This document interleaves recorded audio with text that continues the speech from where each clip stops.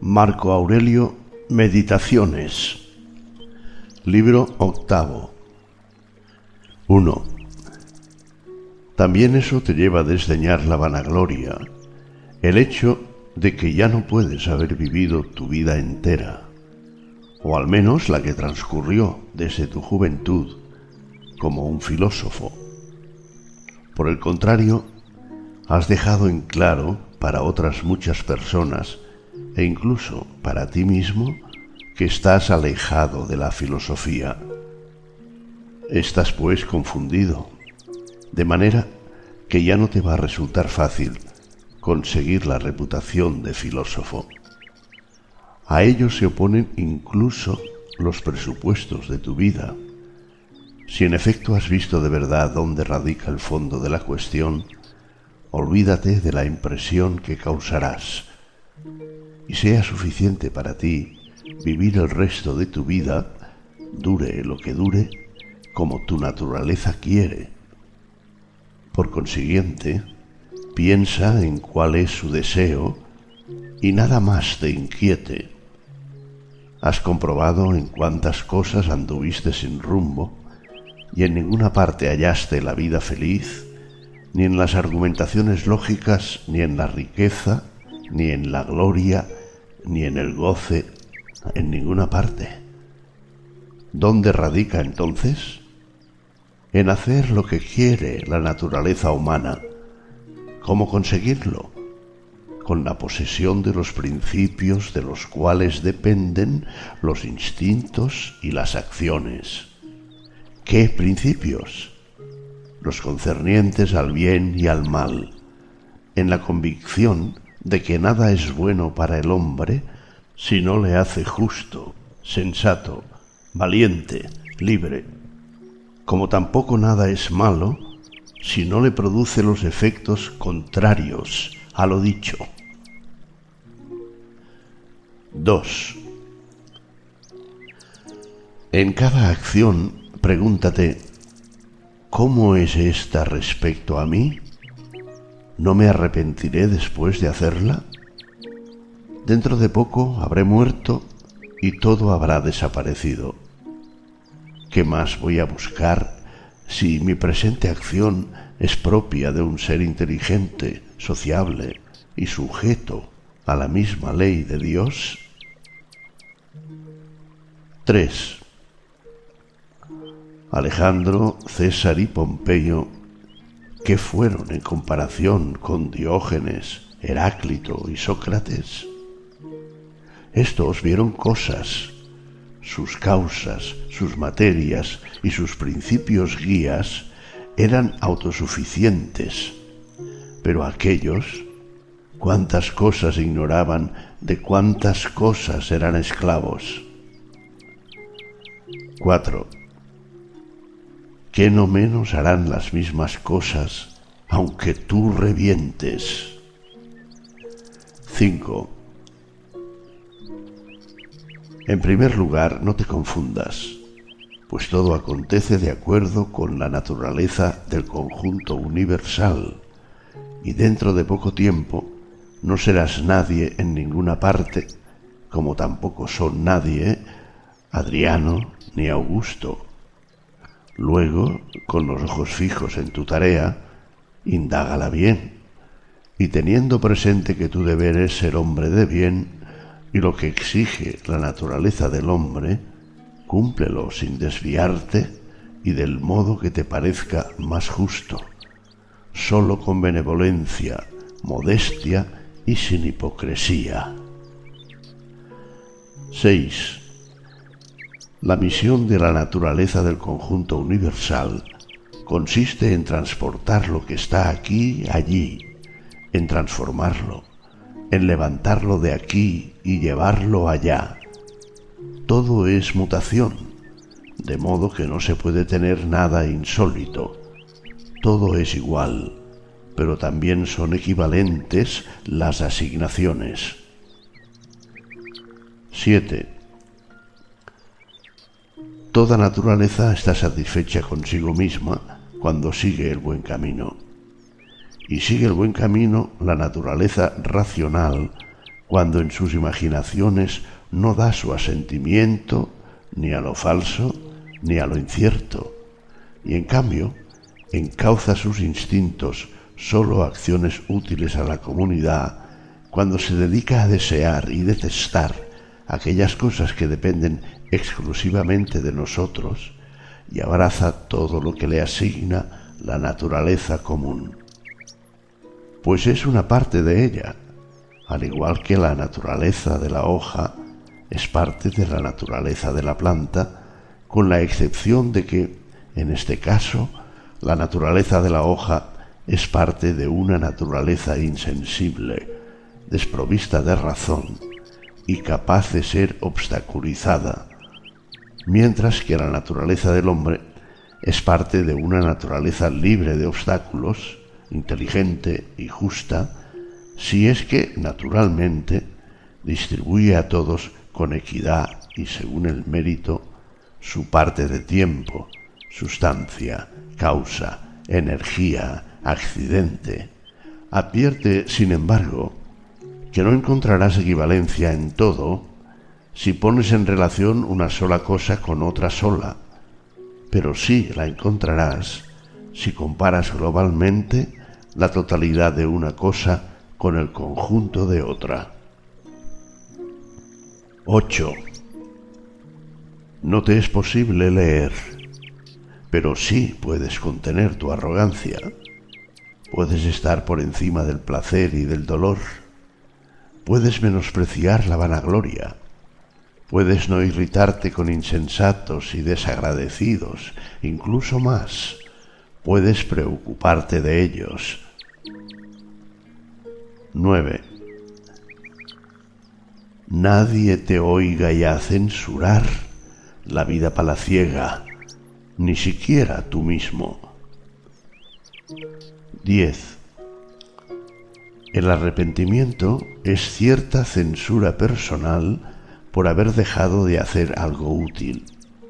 Y el bien debe ser algo útil, y debe preocuparse de él el hombre íntegro, pues ningún hombre íntegro se arrepentiría por haber desdeñado un placer.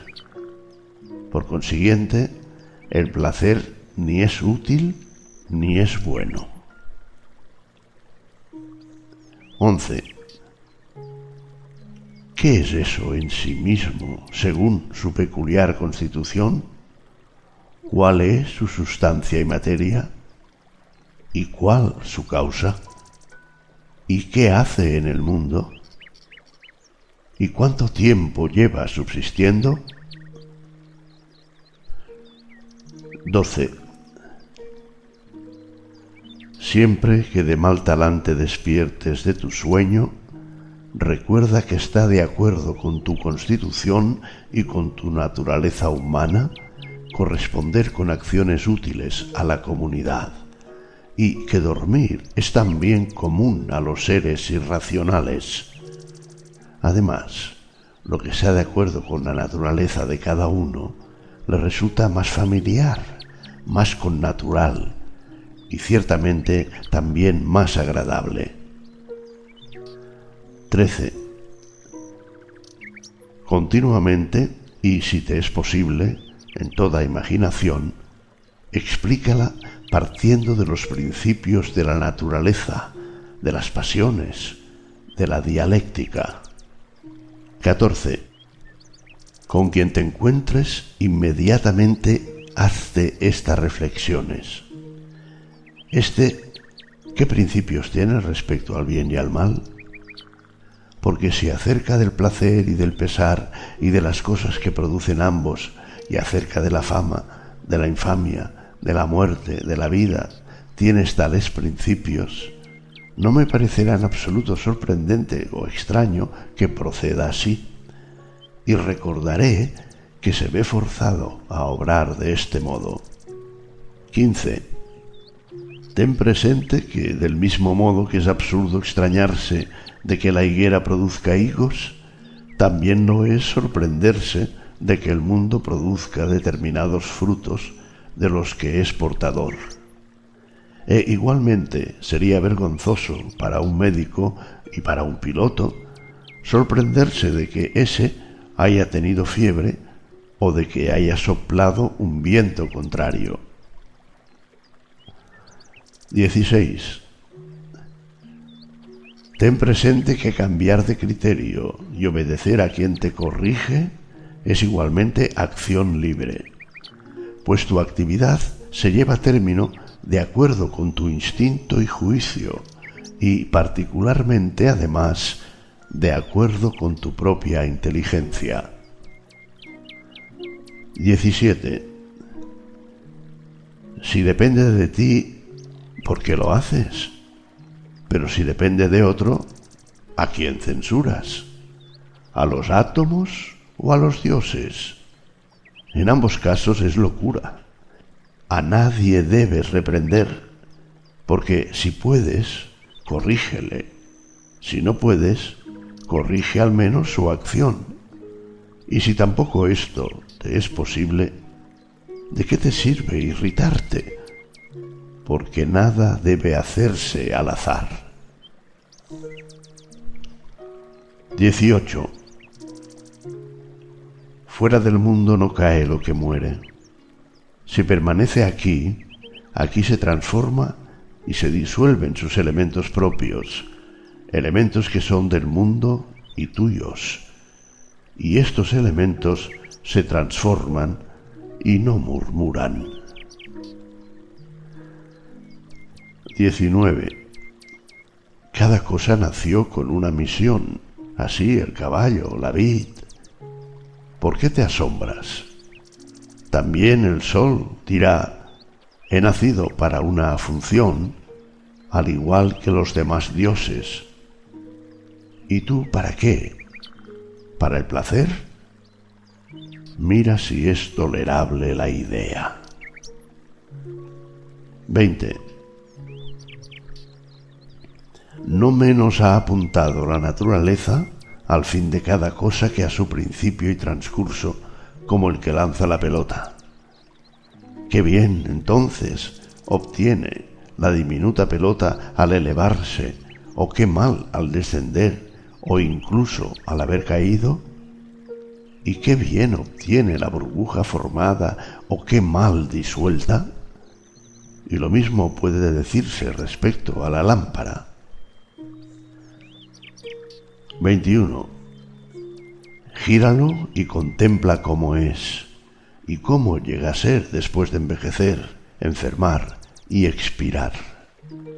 Corta es la vida del que elogia y del que es elogiado, del que recuerda y del que es recordado. Además, sucede en un rincón de esta región, y tampoco aquí se ponen de acuerdo todos, y ni siquiera uno mismo se pone de acuerdo consigo. Y la tierra entera es un punto. 22.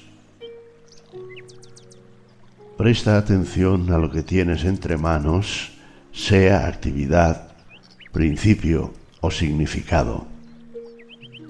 Justamente tienes este sufrimiento, pero prefieres ser bueno mañana a serlo hoy. 23. ¿Hago algo? Lo hago teniendo en cuenta el beneficiar a los hombres. ¿Me acontece algo? Lo acepto ofreciéndolo a los dioses y a la fuente de todo, de la que dimanan todos los sucesos. 24.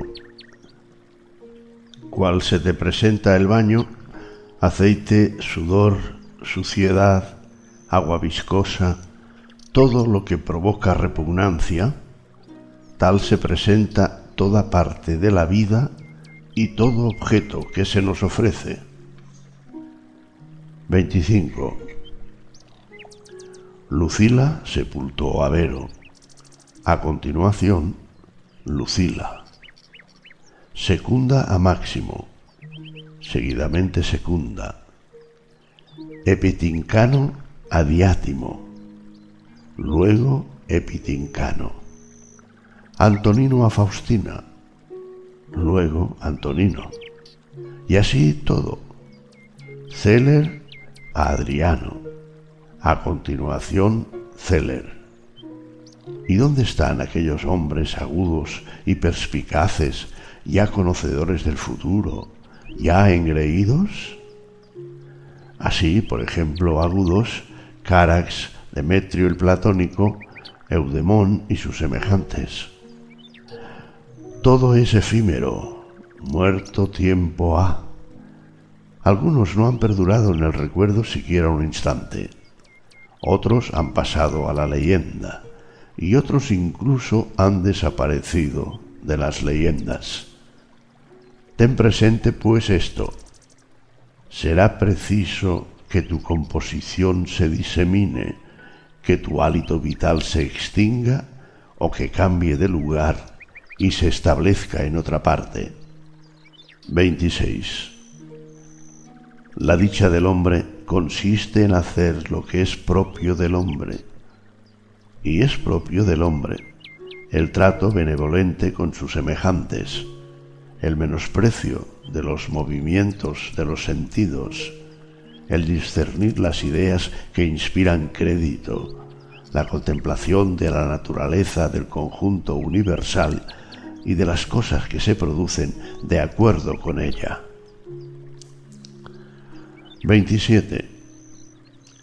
Tres son las relaciones: una con la causa que nos rodea, otra con la causa divina, de donde todo nos acontece a todos, y la tercera con los que viven con nosotros. 28.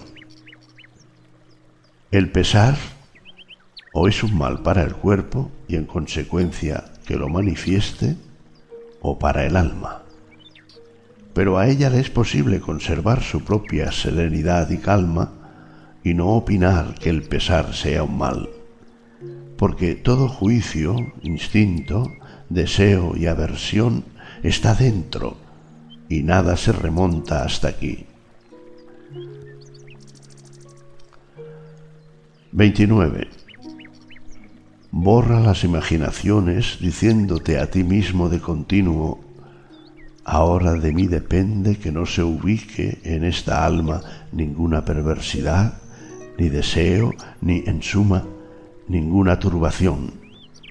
Sin embargo, contemplando todas las cosas tal como son, me sirvo de cada una de ellas de acuerdo con su mérito.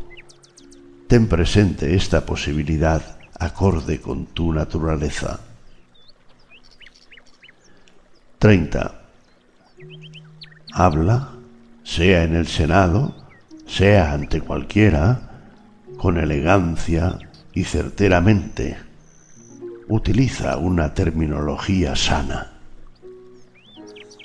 31. La corte de Augusto, su mujer, su hija, sus descendientes, sus ascendientes, su hermana Agripa, sus parientes, sus familiares, Ario, Mecenas, sus médicos, sus encargados de los sacrificios. Muerte de toda la corte. A continuación, pásate a las demás, no a la muerte de un solo hombre, por ejemplo, la de los Pompeyos. Toma en consideración aquello que suele grabarse en las tumbas, el último de su linaje. Cuántas convulsiones sufrieron sus antecesores con el fin de dejar un sucesor. Luego fue inevitable que existiera un último. De nuevo aquí la muerte de todo un linaje. 32. Es preciso compaginar la vida de acuerdo con cada una de las acciones y, si cada una consigue su fin, dentro de sus posibilidades, contentarse. Y que baste a su fin, nadie puede impedírtelo, pero alguna acción externa se opondrá. Nada, al menos en lo referente a obrar con justicia, con moderación y reflexivamente. pero tal vez alguna otra actividad se verá obstaculizada. Sin embargo, gracias a la acogida favorable del mismo obstáculo y al cambio inteligente en lo que se te ofrece, al punto se sustituye otra acción que armoniza con la composición de la cual hablaba. 33. Recibir sin orgullo, desprenderse sin apego. 34. ¿Alguna vez viste una mano amputada, un pie o una cabeza seccionada y yacente en alguna parte lejos del resto del cuerpo? Algo parecido hace consigo, en la medida de que él depende, el que no se conforma con lo que acaece y se separa, o el que hace algo contrario al bien común. Tú, de alguna manera, te has excluido de la unión con la naturaleza, pues de ella formabas parte por naturaleza. Pero ahora tú mismo te cercenaste. Sin embargo, tan admirable es aquella que te es posible unirte de nuevo a ella. A ningún otro miembro permitió Dios separarse y desgajarse para reunirse de nuevo. Pero examina la bondad con la que Dios ha honrado al hombre, pues en sus manos dejó la posibilidad de no separarse absolutamente del conjunto universal y una vez separado, la de reunirse, combinarse en un todo y recobrar la posición de miembro. 35. Al igual que la naturaleza de los seres racionales ha distribuido a cada uno, a su manera, las demás facultades, así también nosotros hemos recibido de ella esta facultad, pues de la misma manera que aquella convierte todo lo que se le opone y resiste, lo sitúa en el orden de su destino y lo hace parte de sí misma, así también el ser racional puede hacer todo obstáculo material de sí mismo y servirse de él, fuera el que fuera el objeto al que hubiese tendido. 36. No te confunda la imaginación de la vida entera. No abarques en tu pensamiento qué tipo de fatigas y cuántas es verosímil que te sobrevengan. Por el contrario, en cada una de las fatigas presentes, pregúntate, ¿qué es lo intolerable y lo insoportable de esta acción? Sentirás vergüenza de confesarlo. Luego recuerda que ni el futuro ni el pasado te son gravosos, sino siempre el presente. Y éste se minimiza en el caso de que lo delimites exclusivamente a sí mismo y refutes a tu inteligencia, si no es capaz de hacer frente a esta nimiedad. 37. ¿Están ahora sentados junto al túmulo de Vero, Pantea o Pérgamo? ¿Y qué? ¿Junto a la tumba de Adriano, Cabrias o Diótimo? Ridículo. ¿Y qué? Si estuvieran sentados, ¿es que iban a enterarse los muertos? ¿Y qué? Si se dieran cuenta, ¿iban a complacerse? ¿Y qué? Si se complacieran, ¿iban ellos a ser inmortales? ¿No estaba así decretado que primero llegarían a ser viejos y viejas para a continuación morir? Entonces, ¿qué debían hacer posteriormente aquellos muertos ya estos? Todo esto es hedor y sangre mezclada con polvo en un pellejo. 38. Si eres capaz de mirar con perspicacia, mira y juzga. Afirma con la máxima habilidad. 39. En la constitución de un ser racional no veo virtud rebelde a la justicia, pero sí veo la templanza contra el placer. 40. Si eliminas tu opinión acerca de lo que crees que te aflige, tú mismo te afirmas en la mayor seguridad. ¿Quién es tú mismo? La razón. Pero yo no soy razón. Sea, por consiguiente, no se aflija la razón. Y si alguna otra parte de ti se siente mal, opine ella en lo que le atañe. 41. Un obstáculo a la sensación es un mal para la naturaleza animal. Un obstáculo al instinto es igualmente un mal para la naturaleza animal. Existe además igualmente otro obstáculo y mal propio de la constitución vegetal. Así pues, un obstáculo a la inteligencia es un mal para la naturaleza inteligente. Todas estas consideraciones, aplícatelas a ti mismo. ¿Te embarga un pesar? ¿Un placer?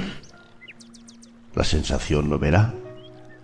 ¿Tuviste alguna dificultad cuando emprendiste instintivamente algo? Si lo emprendes sin una reserva mental, ya es un mal para ti en tanto que ser racional. Pero si recobras la inteligencia, todavía no has sido dañado ni obstaculizado. Lo que es propio de la inteligencia, solo ella acostumbra a obstaculizarlo, porque ni el fuego, ni el hierro, ni el tirano, ni la infamia, ni ninguna otra cosa la alcanzan. Cuando logra convertirse en esfera redondeada, permanece. 42. No merezco causarme aflicción, porque nunca a otro voluntariamente afligí. 43. Uno se alegra de una manera, otro de otra. En cuanto a mí, si tengo sano mi guía interior, me alegro de no rechazar a ningún hombre ni nada de lo que a los hombres acontece. Antes bien, de mirar todas las cosas con ojos benévolos y aceptando y usando cada cosa de acuerdo con su mérito. 44. Procura acoger con agrado para ti mismo el tiempo presente. Los que más persiguen la fama póstuma no calculan que ellos van a ser iguales que estos a los que importunan. También ellos serán mortales. ¿Y qué significa para ti, en suma, que aquellos repitan tu nombre con tales voces o que tengan de ti tal opinión? 45.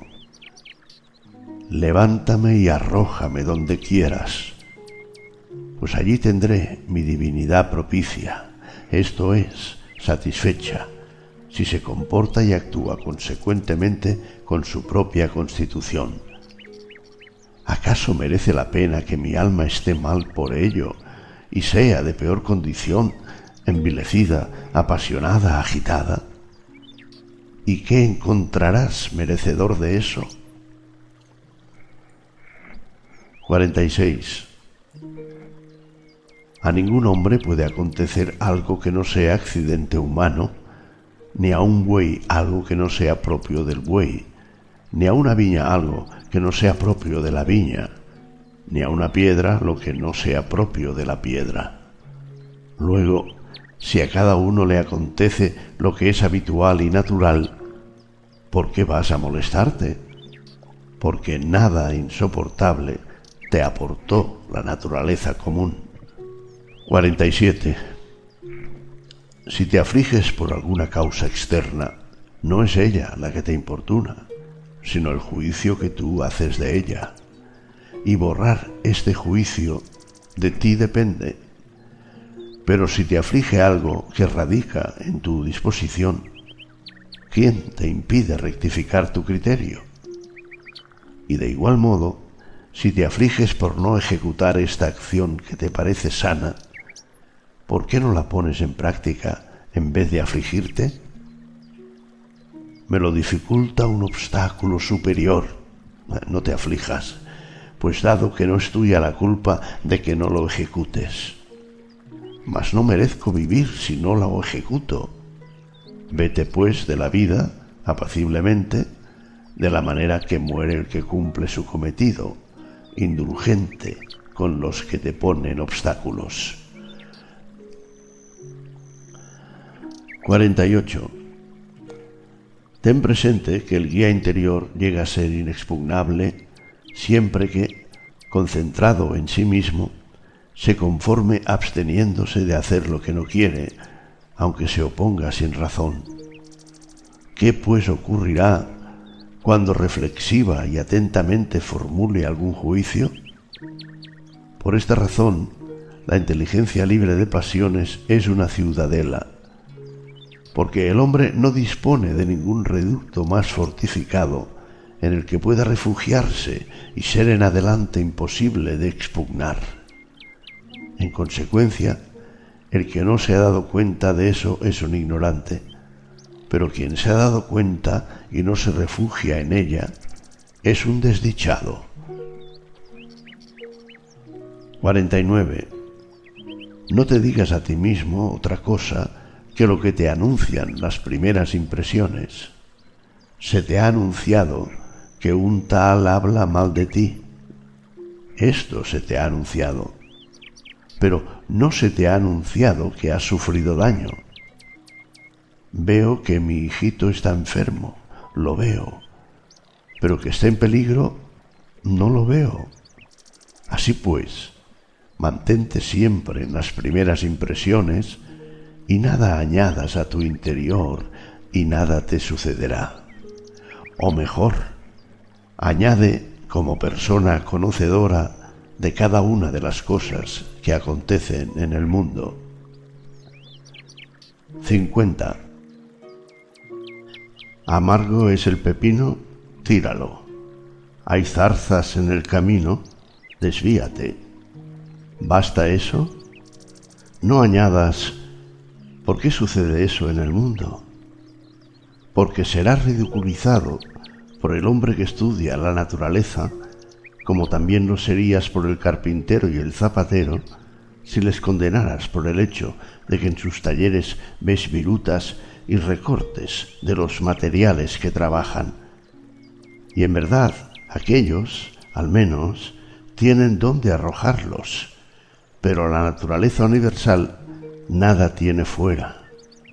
Mas lo admirable de este arte estriba en que, habiéndose puesto límites a sí mismo, transforma en sí mismo todo lo que en su interior parece destruirse, envejecer y ser inútil, y que de nuevo hace brotar de esas mismas cosas otras nuevas, de manera que ni tiene necesidad de sustancias exteriores, ni precisa un lugar donde arrojar esos desperdicios podridos. Por consiguiente, se conforma con su propio lugar, con la materia que le pertenece y con su peculiar arte. 51. Ni seas negligente en tus acciones, ni embrolles en tus conversaciones, ni en tus imaginaciones andes sin rumbo, ni, en suma, constriñas tu alma o te disperses, ni al transcurso de la vida estés excesivamente ocupado. Te matan, despedazan, persiguen con maldiciones. ¿Qué importa esto para que tu pensamiento permanezca puro, prudente, sensato, justo? Como si alguien, al pasar junto a una fuente cristalina y dulce, la insultara. No por ello deja de brotar potable. Aunque se arroje fango, estiércol, muy pronto lo dispersará, se liberará de ellos y de ningún modo quedará teñida. ¿Cómo pues conseguirás tener una fuente perenne y no un simple pozo? Progresa en todo momento hacia la libertad con benevolencia, sencillez y modestia. 52. El que no sabe lo que es el mundo, no sabe dónde está. Y el que no sabe para qué ha nacido, tampoco sabe quién es él ni qué es el mundo. Y el que ha olvidado una sola cosa de esas, tampoco podría decir para qué ha nacido. ¿Quién, pues, te parece que es el que evita el elogio de los que aplauden, los cuales ni conocen dónde están, ni quiénes son? 53. ¿Quieres ser alabado por un hombre que se maldice a sí mismo 3 veces por hora? ¿Quieres complacer a un hombre que no se complace a sí mismo? ¿Se complace a sí mismo el hombre que se arrepiente de casi todo lo que hace? 54. Ya no te limites a respirar el aire que te rodea, sino piensa también, desde este momento, en conjunción con la inteligencia que todo lo rodea, porque la facultad inteligente está dispersa por doquier y ha penetrado en el hombre capaz de atraerla, no menos que el aire en el hombre capaz de respirarlo. 55. En general, el vicio no daña en nada al mundo, y en particular es nulo el daño que produce a otro. Es únicamente pernicioso para aquel a quien le ha sido permitido renunciar a él tan pronto como lo desee. 56. Para mi facultad de decisión es tan indiferente la facultad decisoria del vecino como su hálito vital y su carne, porque a pesar de que especialmente hemos nacido los unos para los otros, con todo, nuestro individual guía interior tiene su propia soberanía. Pues, en otro caso, la maldad del vecino iba a ser ciertamente mal mío, cosa que no estimó oportuna Dios, a fin de que no dependiera de otro el hacerme desdichado. 57. El sol parece estar difuso, y en verdad lo está por doquier, pero no desborda, pues esta difusión es extensión, y así sus destellos se llaman rayos, procedentes del término extenderse. ¿Y qué cosa es un rayo? Podrías verlo si contemplaras a través de una rendija la luz del sol introducida en una habitación oscura, pues se extiende en línea recta y se apoya, en cierto modo, en el cuerpo sólido con el que tropiece, cuerpo que le separa del aire que viene a continuación. Allí se detiene sin deslizarse ni caer. Tal, en efecto, conviene que sea la difusión y dilatación de la inteligencia, sin desbordarse en ningún caso, pero sí extendiéndose. Conviene también que, frente a los obstáculos con que tropiece, no choque violentamente, ni con ímpetu, ni tampoco caiga, sino que se detenga y dé brillo al objeto que la recibe, porque se privará del resplandor el objeto que la desdeñe. 58. El que teme la muerte o teme la insensibilidad u otra sensación. Pero si ya no percibes la sensibilidad, tampoco percibirás ningún mal. Y si adquieres una sensibilidad distinta, serás un ser indiferente y no cesarás de vivir. 59. Los hombres han nacido los unos para los otros. Instrúyelos o sopórtalos. 60. La flecha sigue una trayectoria, la inteligencia otra distinta. Sin embargo, la inteligencia, siempre que toma precauciones y se dedica a indagar, avanza en línea recta y hacia su objetivo no menos que la flecha. 61. Introdúcete en el guía interior de cada uno y permite también a otro cualquiera que penetre en tu guía interior.